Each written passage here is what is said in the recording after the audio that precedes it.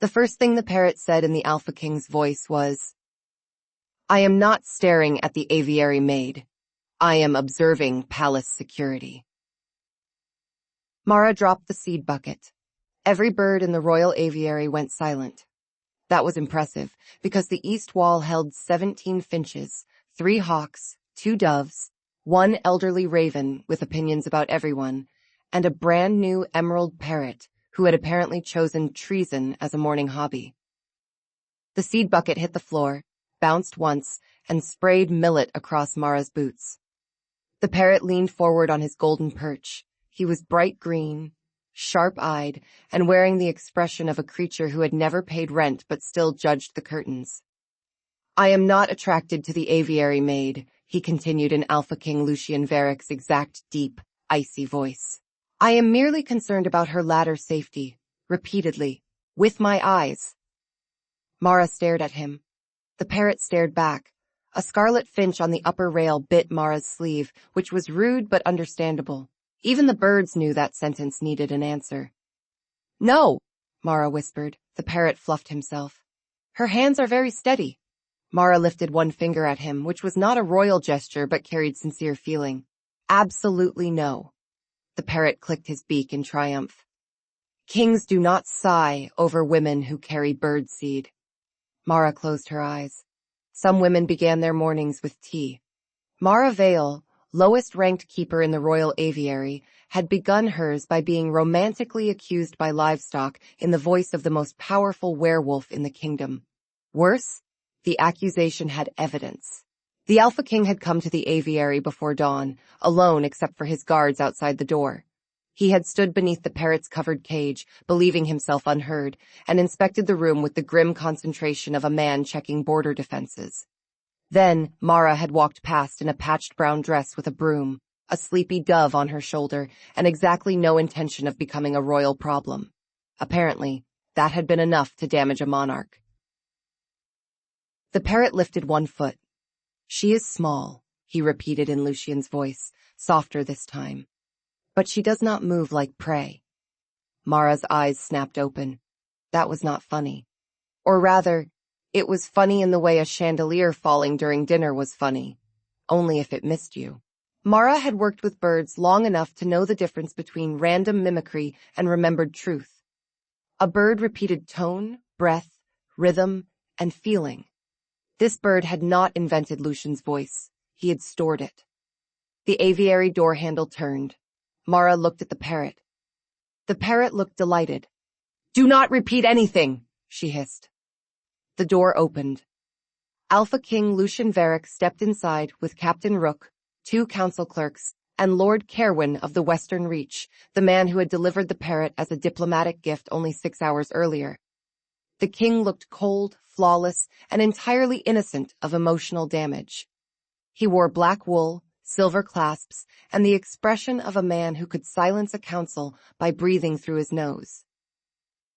The parrot puffed up. "Her hair smells like rain." Mara considered climbing into the seed cabinet and living there forever. Captain Rook coughed into his glove. One clerk found the ceiling fascinating. Lord Kerwin smiled too quickly. Lucien's silver eyes moved from the parrot to Mara, then down to the millet scattered around her boots. "Miss Vale," the king greeted her. His voice was the same voice that had just accused itself of ladder safety concerns. That made greeting him feel like being politely stabbed by a very handsome knife. Mara curtsied with as much dignity as a woman could manage while standing in birdseed. "Your Majesty, the new diplomatic parrot is settling in." The parrot gave a harsh little laugh. "Poorly." Mara did not look at him. Looking would only reward treason. Lord Kerwin stepped forward in a coat of wine-red velvet and a smile polished smooth enough to slide off. "He is a rare emerald crown parrot," Kerwin announced. "A treasure from the Western Reach. We call him Aurelius." The parrot sneezed. Mara lowered her gaze. In her professional opinion, the bird did not approve of the name. Lucien studied the cage. His face remained still. But Mara had spent 7 years watching hawks pretend they were not injured. Stillness could lie. His left hand curled once at his side. Aurelius repeats quickly, the king observed. The parrot copied him instantly. Aurelius repeats quickly. Then, in Lucian's private dawn voice, the bird added, "Do not stare at Mara Vale like a starving man near pie." The aviary froze again. The elderly raven above the east window made a dry, clicking sound that sounded exactly like judgment. Mara wished the floor would open. The floor refused. Stone floors were loyal to nobody. Lord Caerwyn laughed, light and false. "An amusing creature! He must have heard servants practicing nonsense in your Majesty's voice." The parrot turned one bright eye toward him. Mara saw the change at once. His feathers flattened, his claws gripped the perch too tightly. The joke vanished from his body, even while his beak remained closed. Birds did not understand court rank. They understood threat. Caerwyn took one more step toward the cage. Perhaps the bird girl has been entertaining herself. The scarlet finch bit Mara's sleeve again. Mara agreed with the finch's legal position. Lucian's gaze cooled. "Miss Vale works in my aviary. You will use her name." The parrot bobbed. "Use her name." Then, with awful timing, he used Lucian's private voice again. "Mara." It was not loud. It did not need to be. The two clerks looked ready to resign from literacy. Mara's cheeks burned. Lucian's jaw tightened so faintly most people would have missed it. Mara did not miss it, because she had suddenly become an expert in all his smallest disasters. Lord Caerwyn's smile thinned. "Of course, Miss Vale. I meant no offense." The parrot copied the apology in Caerwyn's smooth voice, then ruined it by adding a phrase Mara had not heard before. "Let the king blame the bird girl." Silence hit the aviary hard enough to startle the doves. Mara forgot her embarrassment. Lucian turned his head slowly toward Caerwyn. Caerwyn's pleasant face did not move, but his scent changed. Mara was only human, not wolf-born, yet even she felt something sour enter the air. "A charming trick," Caerwyn murmured. "Parrots repeat anything." That was true. It was also the kind of truth guilty people loved because they could hide behind it. Mara looked at the bird again. The parrot's right foot trembled. His feathers were too smooth, pressed tight in the way frightened birds used when trying to appear untouchable. He had not repeated Caerwyn with playfulness. He had repeated him with fear. Lucian dismissed the clerks with a glance. Captain Rook guided them out before either man could develop a permanent facial expression. Caerwyn lingered one heartbeat too long. "The bird should be presented tonight at Moon Court," he advised. "A diplomatic gift deserves witnesses." The parrot ducked his head. Mara noticed. Lucian noticed Mara noticing. "Captain," the king ordered, "escort Lord Caerwyn to breakfast." Caerwyn bowed. "As your Majesty commands." The parrot copied him in a whisper. "As your Majesty commands." Then, in Caerwyn's voice, lower and sharper, he added, "By tonight, the maid will look guilty." Captain Rook's hand landed on his sword. Caerwyn laughed once. "Remarkable bird!" Mara thought remarkable was one word for it. Another was witness. When Caerwyn left, the room breathed again. The finches began scolding one another. The hawks blinked. The old raven muttered like a retired judge disappointed in the youth. Mara remained beside the spilled millet, alone with the Alpha King, a captain by the door, and a parrot who had just built a bridge between royal embarrassment and possible treason. It was not the morning she had planned. Her plan had involved cleaning trays, changing water, and avoiding men who wore crowns. Lucian stepped closer to the cage. He did not crowd the bird. That surprised Mara. Most nobles approached animals as if animals were furniture with inconvenient moods. "Can you tell what frightens him?" Lucian asked. Mara did not answer immediately. She was low-ranked, low-paid, and usually invisible unless a hawk refused food or a raven stole something shiny. Kings did not ask her opinion.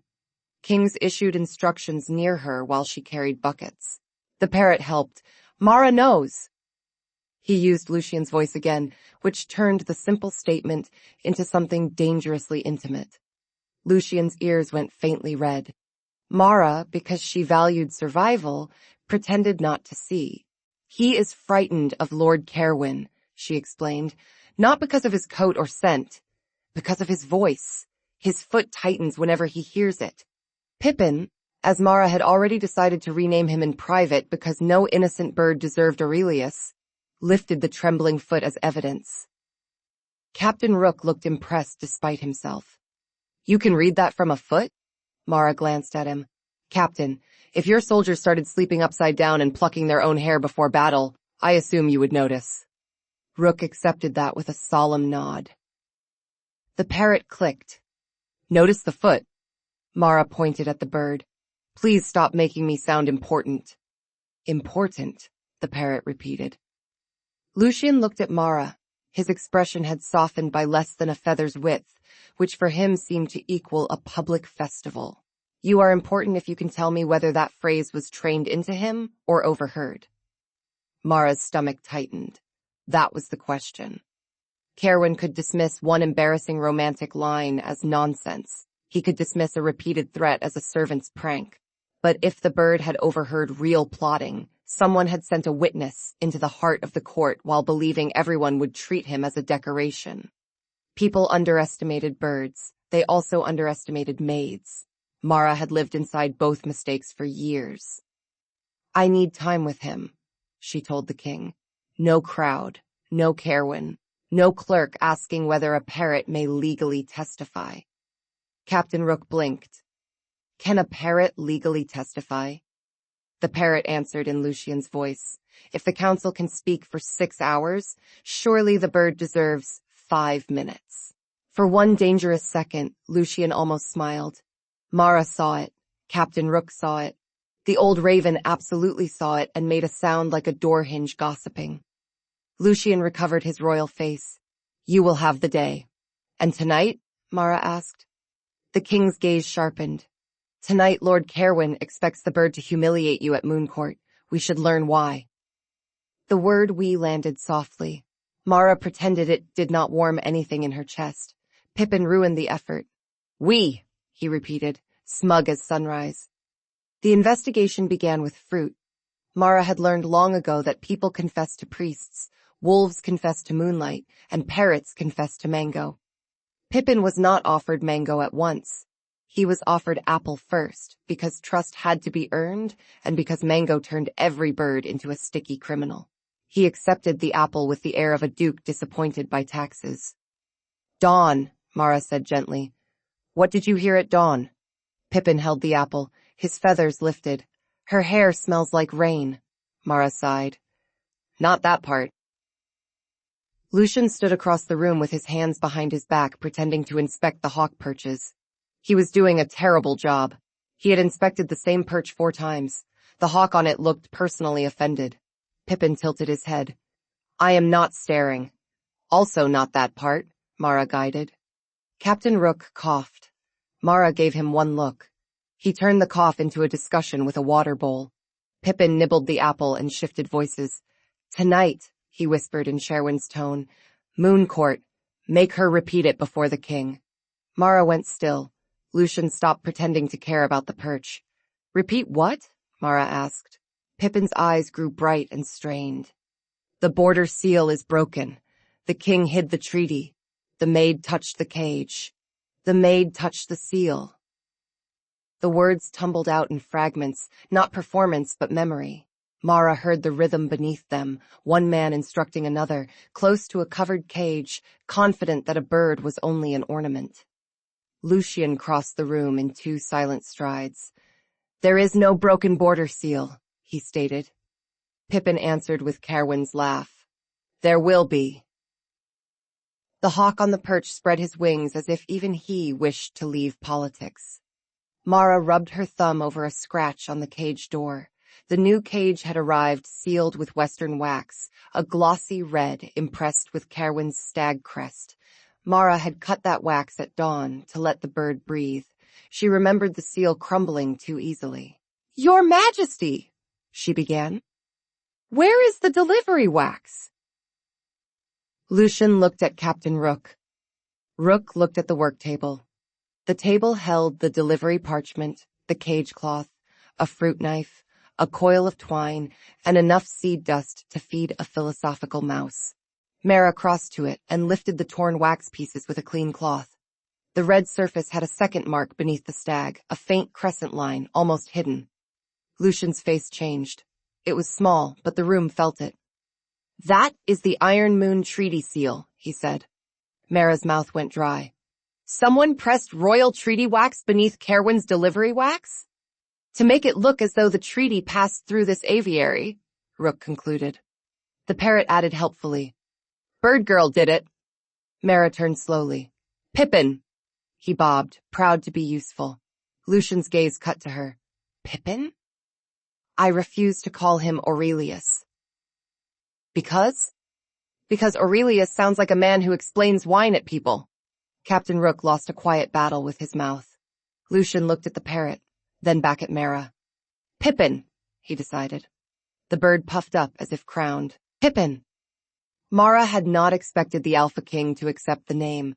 She also had not expected him to have a secret private voice full of ladder concerns. The day was becoming educational. They found the second clue in the cage cloth. Pippin hated the cloth. Not dislike, hate. When Mara lifted the dark green covering from the table, the parrot flattened against the back of the cage and made a small rasping sound. It was not a word, it was fear before language. Mara lowered the cloth at once. "There is something in the hem." Rook stepped forward. Lucian stopped him with one hand.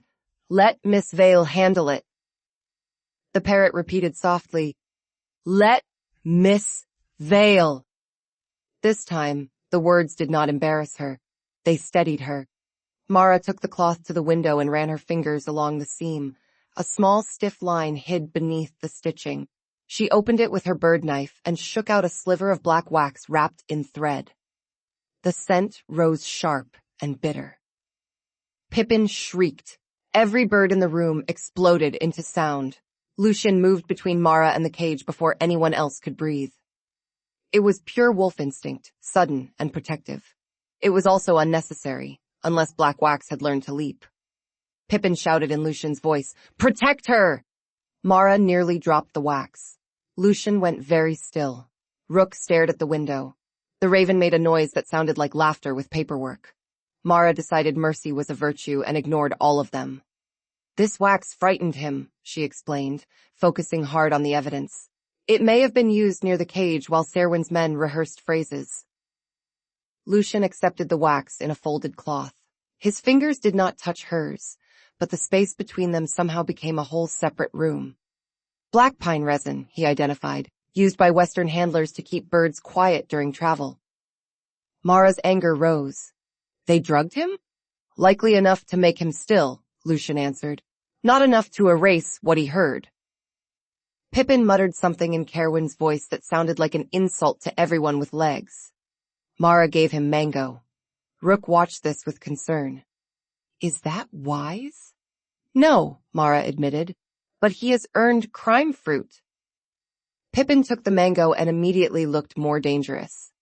The third clue arrived because Lucian tried to apologize. This was unexpected enough that Mara nearly blamed the mango. The king stood beside the east window while Captain Rook secured the wax. Sunlight edged his black hair and turned his silver eyes almost pale.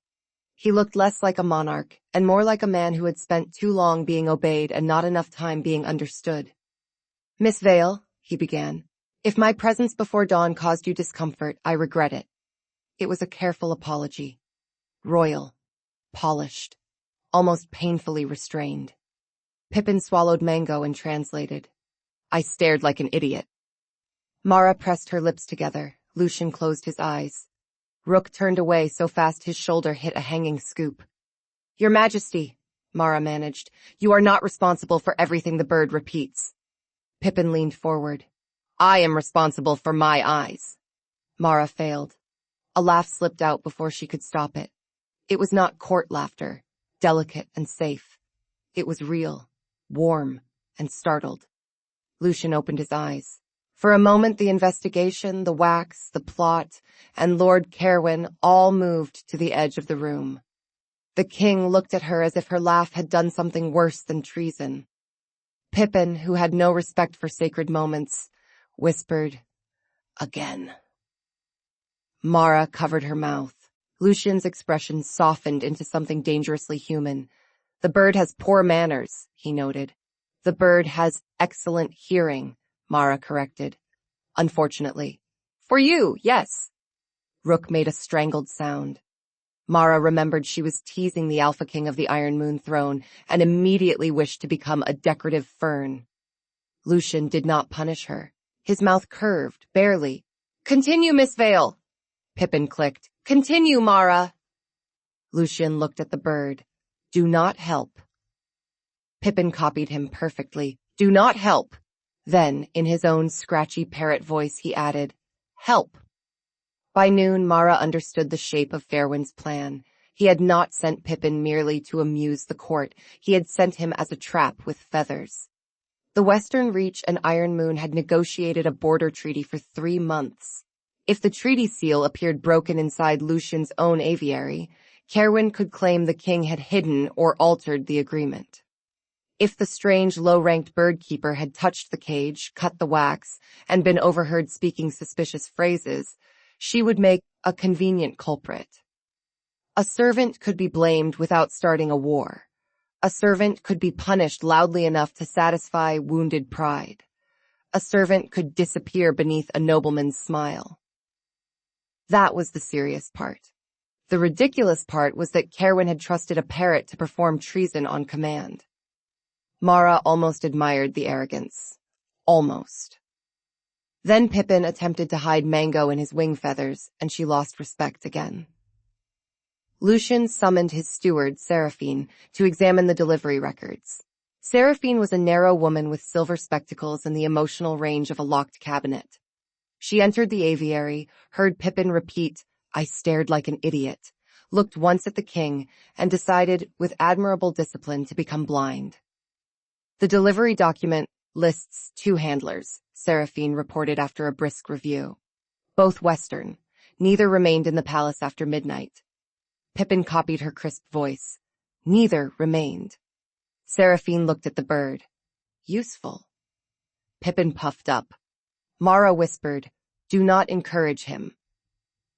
Pippin copied that too. Seraphine's spectacles flashed. "The bird has excellent diction." Lucian looked pained. "That is part of the problem." They tested Pippin's phrases carefully. Mara refused to let anyone shout at him or force repetition. She used fruit, rhythm, and calm questions. Pippin repeated what he trusted and went silent when fear crowded him. That silence told Mara as much as his words. When she mentioned the treaty, he tucked one foot. When she mentioned the cage cloth, he trembled. When she mentioned Cerwyn, he snapped at the air. When Lucian stepped too close while worried, Pippin repeated, "Do not frighten her," and Lucian immediately stepped back so fast he nearly collided with Seraphine. Mara pretended to study the wax. Seraphine did not pretend. She wrote something in her notebook. Lucian saw. "That is not evidence."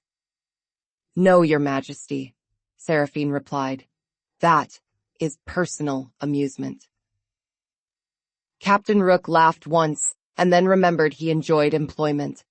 By mid-afternoon they had enough to build a defense, but not enough to crush Cerwyn. The black wax proved the bird had been handled with Western resin. The hidden treaty seal proved someone had placed royal wax beneath the cage seal before Mara touched it. Pippin's repeated phrases suggested instructions, but the council would resist calling a parrot a witness. Councils, in Mara's experience, resisted anything that did not arrive in a velvet folder. The problem was motive. Why would Cerwyn risk such an absurd plan? The answer came when Pippin began arguing with his own reflection in a silver water dish. "King hides weakness," he croaked in Cerwyn's voice. Mara lifted her head. Pippin pecked the reflection. "King likes bird girl.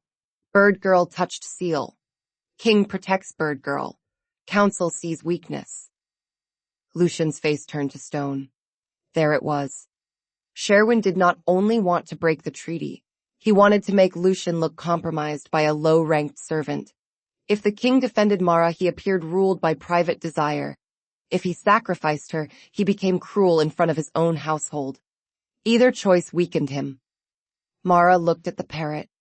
Pippin looked back with mango on his beak. He had delivered the motive while looking like a fruit criminal. He planned to use me as bait, Mara said. Lucian's voice dropped. He planned to use my regard for you? The room became too quiet. Mara's heart gave one stupid, hopeful thump and then tried to deny responsibility. Pippin had no such restraint. Regard, he repeated lovingly. The finch bit Mara's sleeve. Mara looked at the finch. I know. Lucian's silver eyes were fixed on her. You are not bait. The words were quiet, but they carried more force than a shout. Mara wanted to believe them. She also knew courts. Courts could turn a woman's name into a knife before supper. Tonight they will see a maid, a parrot, and a broken seal, she reminded him. Lord Cerwyn will make me look foolish first, then guilty. If you defend me too quickly, he will claim you are blinded. Lucian's jaw tightened. Then I will defend you accurately. Pippin leaned down from his perch. Accurately staring. Mara covered her face. The moon court gathered at dusk in the Hall of Antlers, because ancient kings had apparently believed diplomacy improved when everyone sat beneath the skulls of enormous deer. Mara entered through the side door with Pippin's cage in both hands, and Captain Rook beside her. Her brown dress had been brushed clean. Her hair had been pinned back twice because the first pin surrendered under pressure. She wore no jewels, no noble colors, and no illusion about how the court saw her. They saw a servant carrying a bird. The nobles glittered along the benches in silver, black, and deep green. Counselors murmured beneath moon-glass chandeliers. Western envoys stood near Lord Cerwyn, who looked confident enough to be suspicious and handsome enough to be forgiven by people with poor instincts. At the high seat, Alpha King Lucian looked untouchable. Then Pippin saw him and called across the hall in the king's voice, "Do not stare at Mara in public." So much for untouchable. The hall went silent. Mara kept walking because stopping would mean dying where she stood, and she preferred not to give Cerwyn the satisfaction. Lucian did not move. His face remained royal, controlled, and cold. His ears, unfortunately, betrayed the crown. A ripple moved through the court. Cerwyn smiled. Mara placed the cage on the evidence table and leaned close to Pippin. "We discussed this." Pippin bobbed. "Public." "That was not permission." One elderly counselor squinted at her. "Is the servant arguing with the bird?" Seraphine, seated near the records table, answered without looking up. "The bird started it." That did not help the dignity of the Iron Moon Court. Cerwyn stepped forward. "Your Majesty, honored council, I regret that my gift has caused disruption. I fear someone in this palace has trained the creature to mock the throne and conceal a far more serious offense." Mara watched him choose every word. Smooth, concerned, poison wrapped in velvet. "This morning," Cerwyn continued, "the treaty seal between Western Reach and Iron Moon was found damaged. The cage was delivered intact. Only one person opened it before dawn." Every eye moved to Mara. Pippin whispered, "Bird Girl did it." The court murmured. Mara felt the trap close around her ankles. Lucian's hand tightened on the arm of his chair. Mara did not look at him. If she did, Cerwyn would smile wider. Instead, she looked at Pippin's feet. His right claw gripped the perch. His left foot lifted, tucked close. Fear posture, not play. That was her ground. Mara curtsied to the court. "May I speak, Your Majesty?" Before Lucian could answer, Pippin used his voice. "Let Mara speak." The hall went still again. Lucian's mouth did not move, but something like grim amusement flickered in his eyes. "Miss Vale may speak." Mara lifted the folded cage cloth. "Lord Cerwyn is correct that I opened the cage at dawn. The bird was struggling to breathe beneath this covering. When I cut the delivery wax, I found a second seal hidden beneath it." Seraphine carried the wax fragments to the council table. The old counselor adjusted his spectacles and frowned. This lower impression bears the Iron Moon Treaty Crescent. Serwyn sighed softly. A clever servant might plant such a fragment. Pippin copied his sigh so accurately, several nobles looked uncomfortable. Mara kept her tone steady. A clever servant might. A frightened bird would not react to the hidden cloth unless that cloth had been used on him. She lifted the hemmed section and revealed the black wax. Pippin flattened at once. His wings trembled. The reaction was small but unmistakable to anyone who had ever watched fear arrive before language. The court did not laugh then. Good. Some things should not be jokes. Mara explained the black pine resin, how Western handlers used it to quiet birds during transport, and how Pippin responded to Serwyn's voice differently from Lucian's. She did not rush. She kept the evidence in order, the false seal, the drugged cloth, the repeated instructions, the body language. This was where Serwyn expected her to sound like a hysterical maid. So she sounded like 7 years of unpaid expertise. Pippin helped by remaining silent for almost 30 seconds, which was either courage or mango fatigue. Then, Serwyn made his mistake. Enough, he snapped. You are allowing a servant to build treason from parlor tricks. Pippin's head shot up. Mara saw his eye brighten. He had heard that tone before. In Cerwyn's voice, sharp and low, the parrot repeated, You should be careful, bird girl. The Western envoys stiffened. Cerwyn went pale. Pippin continued, and this time the words came in a rush. By tonight, the maid will look guilty. The king will protect her. The council will see his weakness. The hall erupted. Cerwyn raised both hands. A trained trick!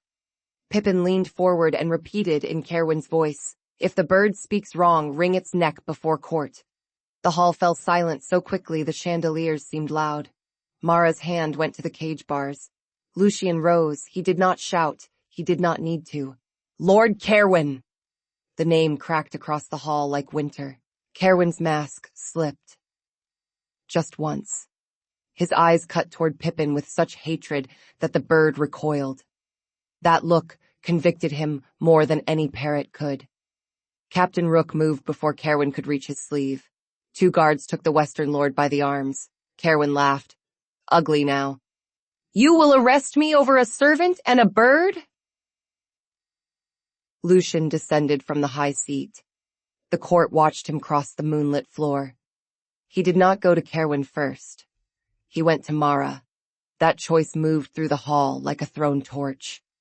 Lucian stopped beside her, close enough that every noble could see he stood with the low-ranked keeper and the trembling parrot before he addressed the lord who had insulted them.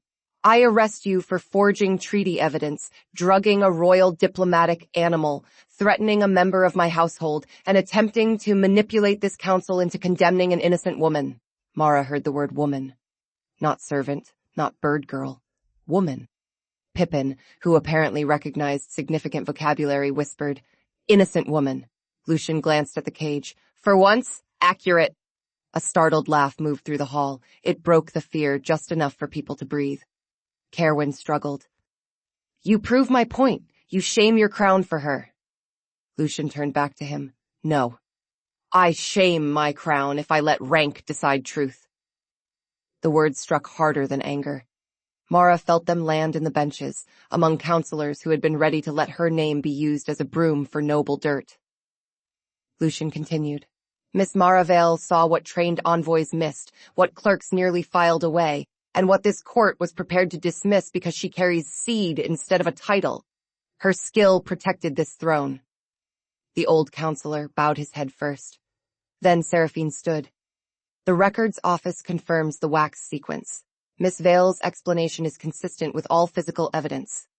Captain Rook added, and with the bird's reactions. Pippin fluffed.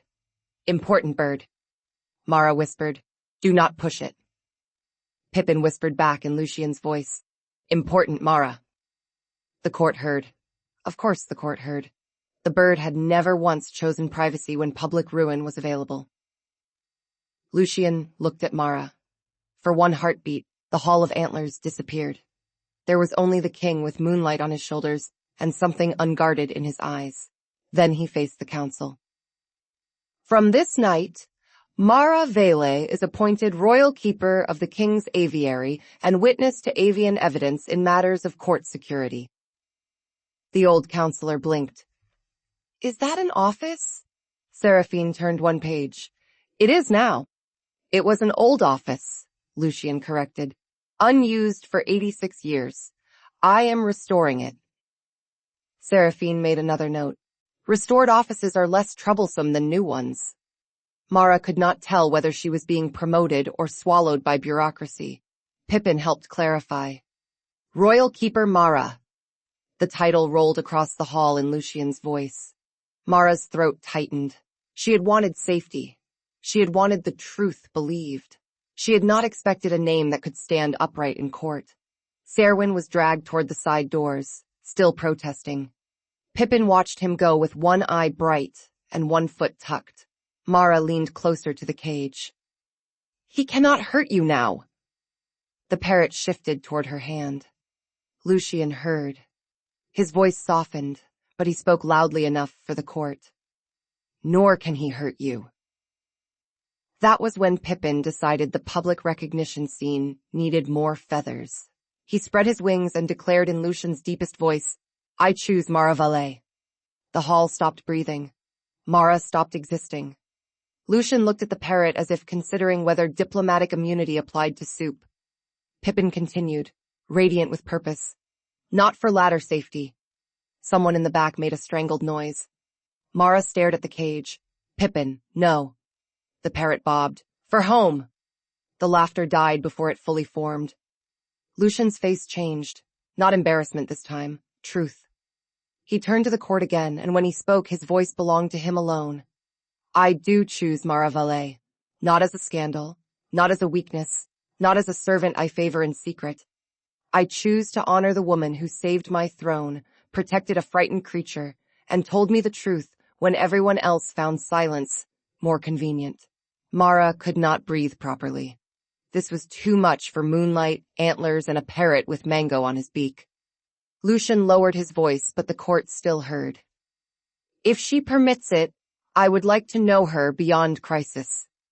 That was careful, warm, public without trapping her. The kind of sentence a king offered when he knew power could crush even affection. Mara looked at him for a long second. Pippin whispered, say yes. Mara glanced at the bird. You are not my advisor. Say yes, Pippin repeated in Seraphine's voice.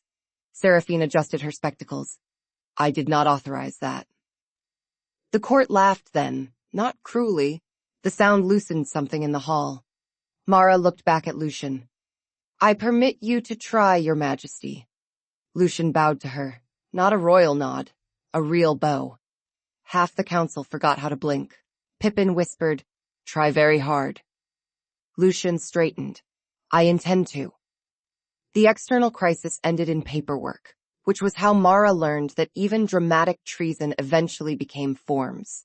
Kerwin's forged seal was matched to wax in his travel chest. His handlers confessed after Captain Rook explained the difference between cooperation and spending the winter in a northern cell. The Western envoys suddenly remembered several suspicious details they had apparently misplaced in their sleeves. By nightfall, the treaty plot was clear. Kerwin had meant to create a false scandal, accuse Lucian of hiding a broken border agreement, and use Mara as the low-ranked hand that made the lie believable. If Lucian protected her, the council would question his judgment. If he sacrificed her, his own household would fear him.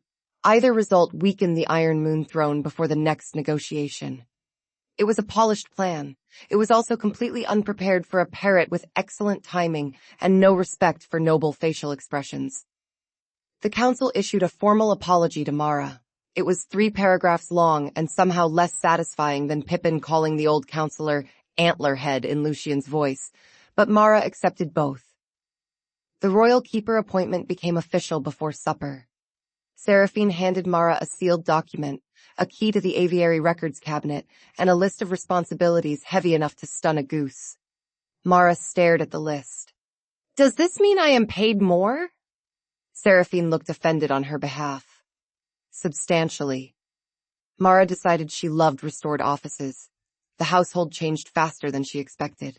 The kitchen sent better fruit for the birds and pretended it had always done so. The guards stopped calling her bird girl and began calling her Keeper Vale, with the stiff discomfort of men learning manners in real time. The younger maids asked whether Pippin could repeat the voice of anyone who had complimented them. Mara told them no. Pippin told them yes. Lucian visited the aviary after moonrise. He came alone this time, though Mara suspected Captain Rook was lurking somewhere nearby in the professional manner of men who considered doorways a personality.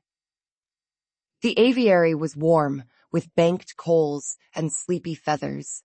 The finches had tucked themselves into corners, the hawks balanced in still dignity. The old raven watched everyone like he expected taxes. Pippin sat on his perch with one foot tucked, tired after a day of crime, evidence, promotion, and fruit.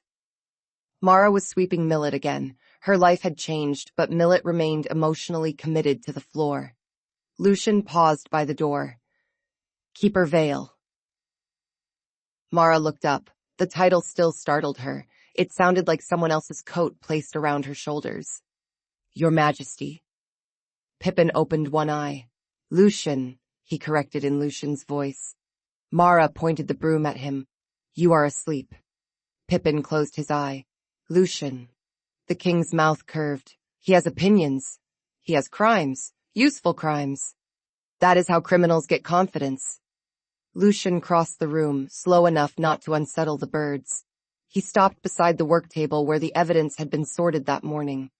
The table was clean now. Only a bowl of apple slices remained. I owe you an apology, he told her. Mara leaned on the broom. For staring? He accepted the blow with kingly grace. For making you vulnerable to Cherwin's scheme. That sobered her. The fire clicked softly. A dove shifted in sleep. You did not make me low-ranked, Mara answered. The court did that before you saw me. Lucian's eyes held hers. I allowed the court to remain a place where that mattered too much. Mara did not know what to do with a king who listened to correction and then found a deeper fault in himself. It was inconvenient.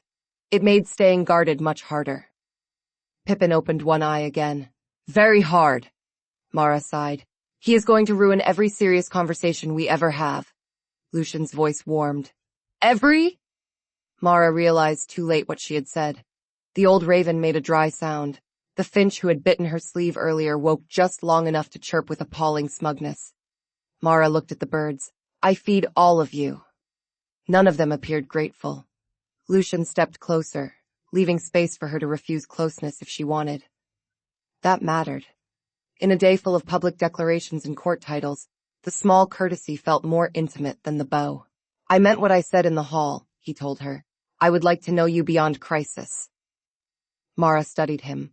Without the court around him, Lucian seemed less like a cold statue and more like a tired man who had learned to become stone because everyone kept throwing things at the king. You should know I am difficult, she warned. Pippin muttered, steady hands. Mara ignored him. I argue with birds. I distrust gifts with too much ribbon. I hold grudges against leaking gutters. And if you stare at me like a starving man near pie, I will notice. Lucian's laugh was quiet and real.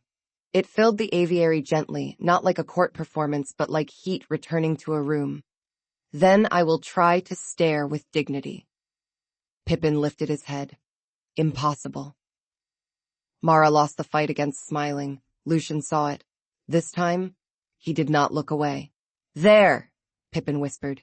Invade country. Mara covered her face with one hand. Lucian looked at the parrot.